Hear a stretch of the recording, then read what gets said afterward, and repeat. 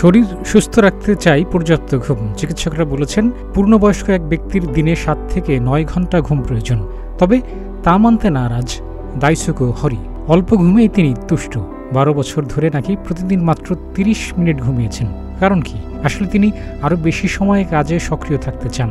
দাইসুকো হরির বাড়ি জাপানের পশ্চিমাঞ্চলের হিয়োগো অঞ্চলে। তিনি একজন উদ্যোক্তা, ভালোবাসেন আঁকাআঁকি, গান বাজনা করতে। প্রকৌশল বিষয়ক নকশা তৈরিও তার পছন্দের কাজ। হরি বলেন, দিনে মাত্র 30 থেকে 45 মিনিট ঘুমান। শরীর এবং মস্তিষ্ককে এমনভাবে প্রশিক্ষণ দিয়েছেন যেন কম ঘুমেও ক্লান্ত হন না। ইন্টারনেটে হরির একটি জীবন বৃত্তান্ত পাওয়া যায়। তাতে লেখা কিভাবে কম সময় ঘুমিয়ে টিকে থাকা যায় সেই কৌশল। এ কৌশল তিনি 2100 জনের বেশি মানুষকে শিখিয়েছেন। 2016 সালে জাপান শর্ট স্লিপার্স ট্রেনিং অ্যাসোসিয়েশনের নামের একটি সংগঠন চালু করেন হরি। সেখানে নিয়মিত স্বাস্থ্য এবং ঘুমের উপর ক্লাস নেন। তিনি বলেন, যারা কাজে মনোযোগ দিতে চান তাদের জন্য দীর্ঘ সময় ঘুমের চেয়ে অল্প সময়ে উচ্চমানের ঘুম বেশি প্রয়োজন। যেমন চিকিৎসক এবং অগ্নি নির্বাপকেরা কম বিশ্রাম নেন, তবে ওই স্বল্প বিশ্রামই তাদের অনেক কাজে আসে।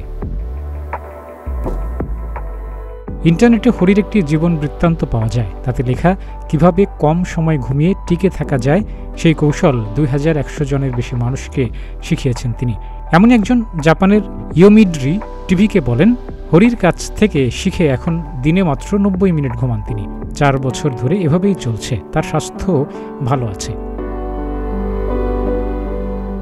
চিকিৎসকেরা যে বক্তব্য দিয়েছেন তাও একই। তাদের মতে কম ঘুমের সঙ্গে সবাই খাপ খাইয়ে নিতে পারবেন না। এদিকে হরির দীর্ঘদিনের এই অভ্যাস নিয়ে সামাজিক যোগাযোগ মাধ্যমেও চর্চা চলছে।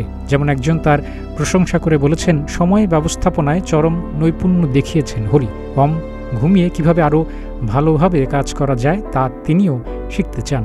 আরেকজন বলেছেন, কম ঘুমানোর কারণে মস্তিষ্ক যদিও বা বেশি সময় জাগ্রত থাকতে পারে, তবে হৃৎপিণ্ড এই চাপ নিতে পারবে না। চিকিৎসকদের ভাষ্য একই। তাদের মতে কম ঘুমের সঙ্গে সবাই খাপ খাইয়ে নিতে পারবে না। যেমন জাপানি চিকিৎসা বিশেষজ্ঞ গুয়ো ফেইয়ের ভাষ্য, প্রাপ্তবয়স্কদের দিনে 7 থেকে 9 ঘন্টা ঘুমাতে হবে। সক্রিয় থাকার পর শরীর এবং মস্তিষ্ককে আবার আগের অবস্থায় ফিরিয়ে আনতে ঘুমের এই নিয়ম মানা গুরুত্বপূর্ণ। ডেস্ক রিপোর্ট, প্রতিদিনের বাংলাদেশ।